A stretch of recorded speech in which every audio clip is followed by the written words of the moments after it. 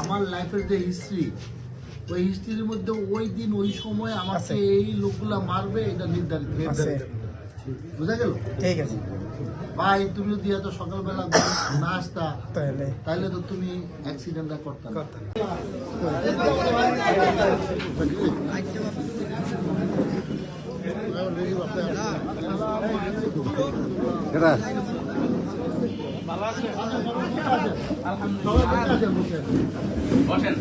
আসেন কাকা, আসেন আসেন সবাই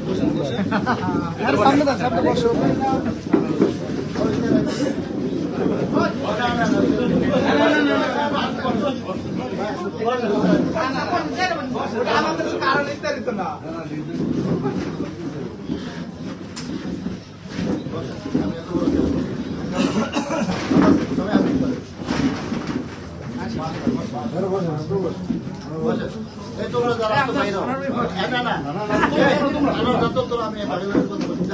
আপনারা সবাই বসেন, এনে ভাই যারা আছেন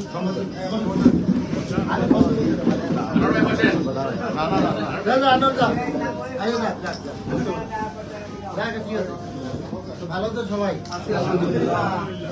আপনাদের কাজকর্ম কেমন হচ্ছে? আমি খুব খুশি। ইয়ারে আপনার হানিফ ভাইরে আমি যাওয়ার সময় আমি আসতেছি আমি হঠাৎ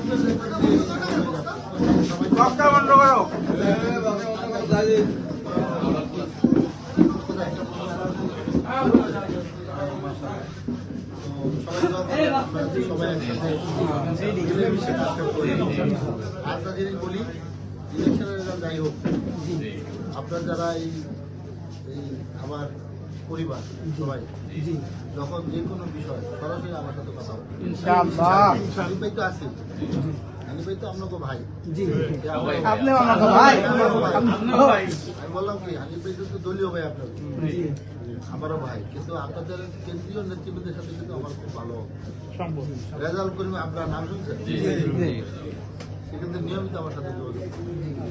আপনাদের পীর সাহেব নিয়মিত আমার সাথে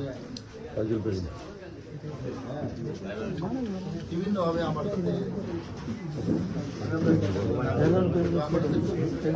আলেম যারা আছেন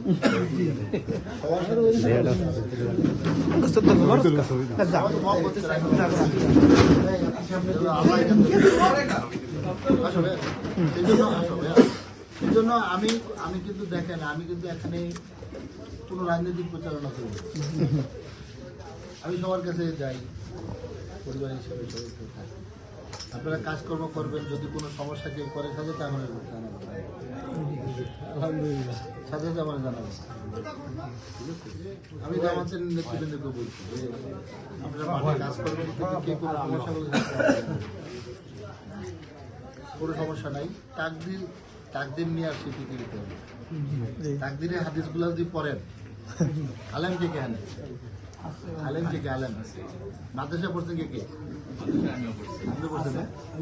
কতজন পড়ছেন? আপনি যদি তাকদিরের হাদিসগুলো পড়েন, সেখানে দেখবেন প্রত্যেকটা মানুষ আল্লাহ প্রত্যেকটা পৃথিবীর সৃষ্টির 50,000 বছর আগে প্রত্যেকটা মানুষের তাকদির নির্ধারণ করে রাখছে। এটা আল্লাহর প্ল্যান ছিল। আল্লাহর প্ল্যানের মধ্যে তাকদিরটা অনেক, আর তাকদিরটা হচ্ছে আল্লাহর জ্ঞান। তাকদিরটা কি? কার জ্ঞান? কালকে কি হবে এই তাকদির কিন্তু আমি আমারটা জানি না, কিন্তু জানি কি আল্লাহ। এটা জ্ঞান কার? আল্লাহ। মানে তাকদিরটা হচ্ছে আল্লাহর জ্ঞান। এই জন্য আল্লাহ আমাদের প্রত্যেককে পৃথিবীতে যারা আসছি, সেই আদম আলাইহিস সালাম থেকে যত লোক আসছে কিয়ামতের লাস্ট দিন পৃথিবীতে যত মানুষ আছে, প্রত্যেকটা মানুষ আল্লাহ নির্ধারিত করে সৃষ্টি করছে। কেউ জান্নাতে হবে, কে জান্নাতে হবে, এবং কে এমপি হবে, কে মন্ত্রী হবে, কে আপনার মিনিস্টার হবে, কে প্রধানমন্ত্রী হবে, কে সচিব হবে, এটা কিন্তু আল্লাহ নির্ধারণ করে। সেই জন্য তাকদীরটা হচ্ছে আল্লাহর জ্ঞান। ভাই বসুন। সেই জন্য আমি কিন্তু পৃথিবীর, শোনেন, আমি কিন্তু পৃথিবীর কোনো জিনিসকে আমি কিন্তু আমি ভিতরে ঢুকে যাই। কারণ কি জানেন? কারণ হচ্ছে আমি জানি যে আমার তাকদীর নিয়ে আমি পৃথিবীতে আসি, আমার ওখানে আমি যাবই। একটা কথা বলি, 2007-এ যখন এই যে 1/11 হলো না, তারপর আমি যে মালয়েশিয়া চলে গেলাম। দেখেন, আমি মালয়েশিয়া চলে গেলাম, অনেক কিছু করার পরে আমি তো সেফ ছিলাম না।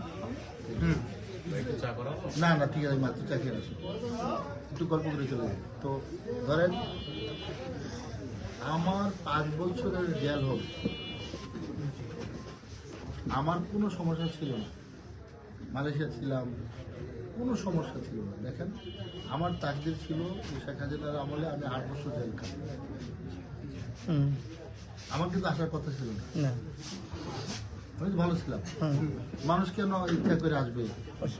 আসলে মানুষ ইচ্ছা করে আসে না। এটাই মানুষের প্রত্যেকটা বান্দার তাকদীর। বুঝতে পারলো কথাটা? এই জন্য আমি দুনিয়াতে কোনো কিছু ভিতরে ঢুকাই না, কোনো কিছু মনে ভিতরে ঢুকাই না, কোনো কিছু মনে করি না।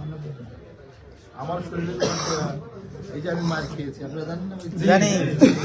তো আমি আপনি যদি তাকদীরের হাদিসগুলো পড়েন, আর যদি আপনি যদি তাফসীর পড়েন, তখন এই জিনিসগুলো বুঝতে পারবেন। এই যে আমি যে মার খেয়েছি, এটা বলা যাবে না যে আমি ইলেকশন করতে না আসলে আমি মারটা খেতাম। মুফতি সাহেব আর কেউ থাকলে হাদিসটা জানেন। আমার ওই সব বান্দারা কোথায়? কারা? যারা আমার মহব্বতে আমার বান্দাদেরকে এক এলাকা থেকে আরেক এলাকায় যে খোঁজ নেওয়ার উদ্দেশ্যে বেরোতেন, তাদেরকে আল্লাহ ঘোষণা দিবে, আমার মহব্বতে যারা এই এই এই এই এক মুমিন আরেক মুমিনের খোঁজখবর নেওয়ার জন্য গেছে, তাদেরকে আজকে আমার আরশের ডান দিকে স্বর্ণের চেয়ারে তুমি তাদের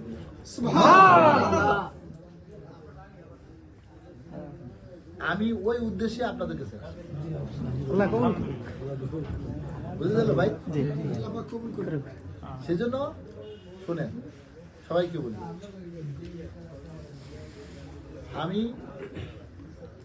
আমি যা কিছু করি চেষ্টা করি আল্লাহর ভয়ের জন্য, আল্লাহর সন্তুষ্টির জন্য চেষ্টা করি। আবার কিছু জিনিস আছে যেগুলো লৌকিকতা, পার্থিব জগতের জন্য। আপনারা দোয়া করবেন আপনাদের প্রত্যেকটা কাজ আল্লাহর সন্তুষ্টি,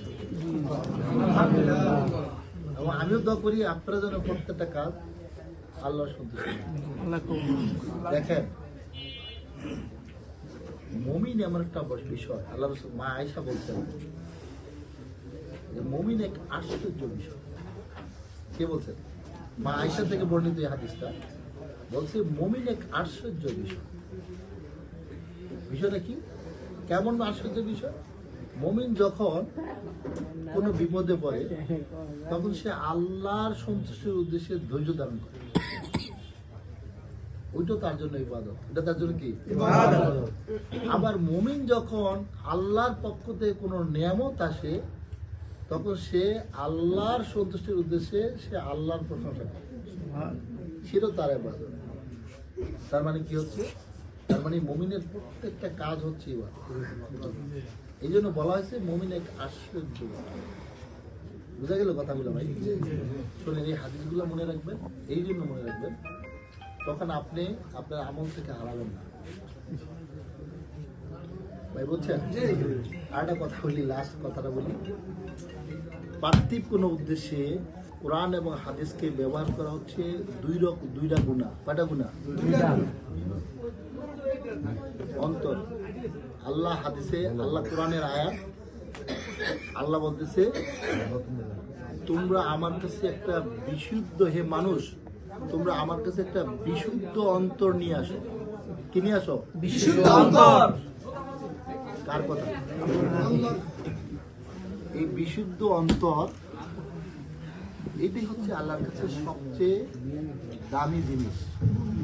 আল্লাহ বলে নাই তুমি আমার কাছে যত টাকা পয়সা আছে নিয়ে আসো, তুমি যা যত টুপি আছে ভাই বোনে কিছু করেন না, নিয়ে আসো, দাড়ি আছে নিয়ে আসো, আলখাল্লা আছে নিয়ে আসো। আল্লাহ বলছেন যে তুমি একটা বিশুদ্ধ অন্তর নিয়ে আসো। ভাই আয়াত আগে আমি বাংলা পারি, আমি আরবিটা পারি না, পারতে পারি না। সেই জন্য আমি যা করি আমার অন্তর দেখে কে? আল্লাহ।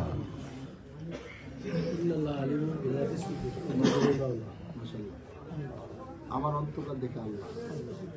আমি কোন উদ্দেশ্যে কি করছি সাংঘাতিক ব্যাপার।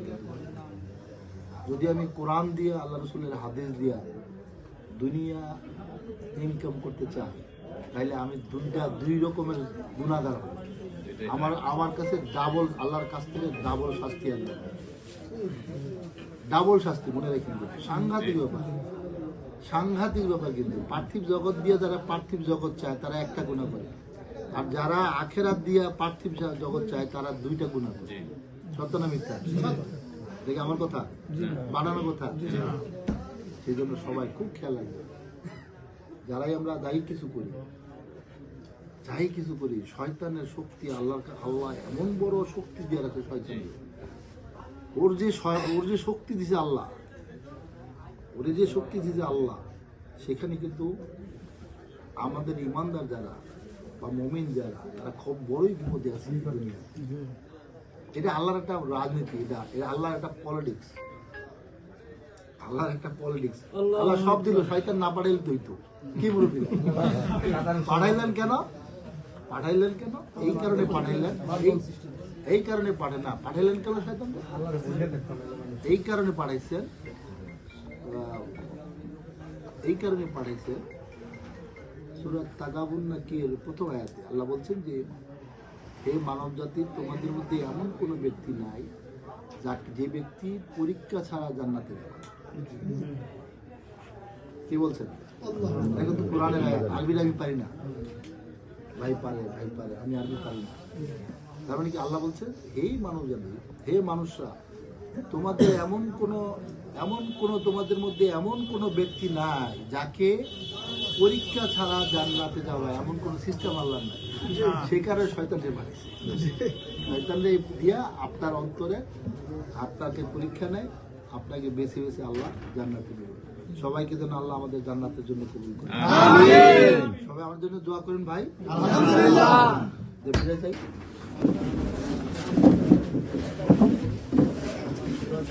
আমাকে জন্য দোয়া করবেন। আরে না, ইনশাআল্লাহ সব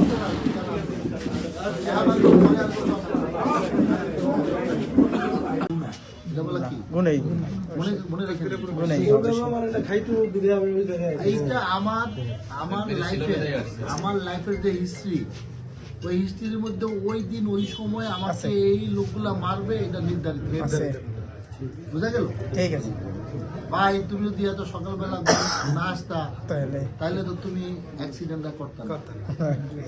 এটা কোনো কথা না, এটা হলো একটা শিরকি কথা। কিন্তু আপনি আপনার তাকদীরকে অবিশ্বাস করা, মনে রেখে কথা, এটা বলা যাবে না। সেজন্য এই যে আমরা কাজ করতেছি না,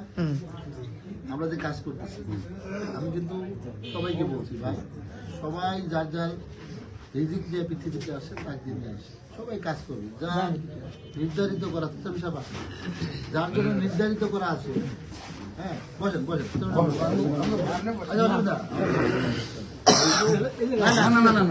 অসুবিধা।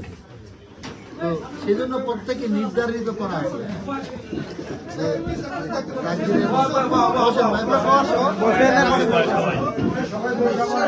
বসেন দেবেন যান।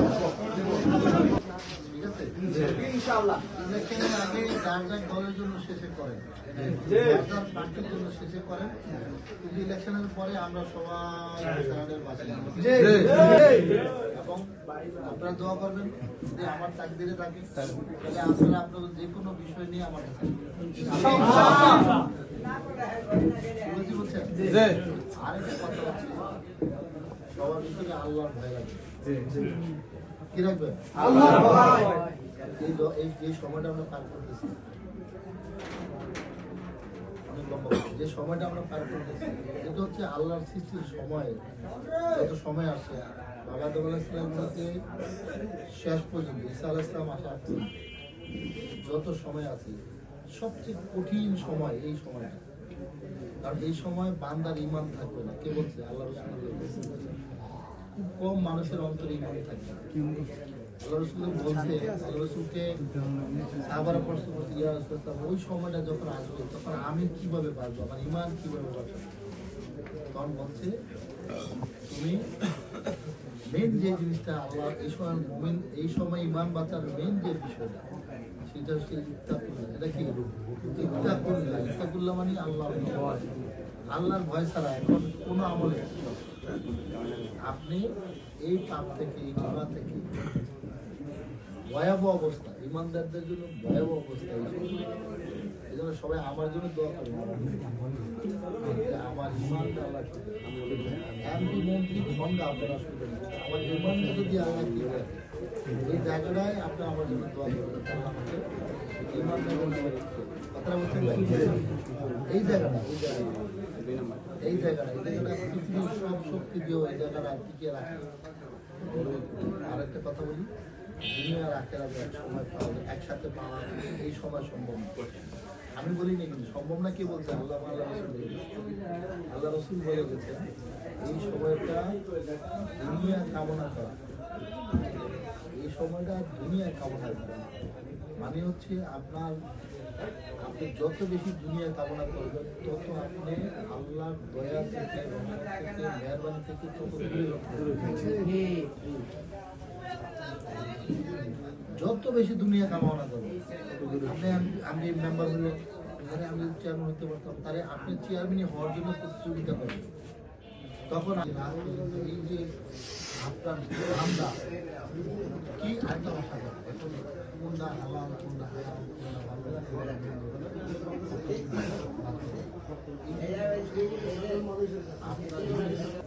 এটাই কিন্তু স্বাভাবিক। আমি কোথায় বলবো? এটা আল্লাহ রসুল বলে গেছে সকালবেলা বিকেলবেলা তুমি কি হবে? কাফের কাফের। তখন আল্লাহ রসুল সাল্লাল্লাহু আলাইহি ওয়াসাল্লাম মুমিনের সংজ্ঞা দিলেন। মুমিনের ইমানের সংজ্ঞা কয়টা? তিনটা। ইমানের সংজ্ঞা কয়টা? ইমানের বৈশিষ্ট্য কয়টা? তিনটা। মুমিনের বৈশিষ্ট্য কয়টা? সেখানেও তিনটা। সাংঘাতিক কেন বললাম? এই তিনটা গুণ সকালবেলা থাকে, আবার সন্ধ্যাবেলা সে এই তিনটা জায়গা থেকে সে সরে এসে সে তার ইমান হারা হয়ে সে কাফের হয়ে যায়। কত সাংঘাতিক কথা রে ভাই!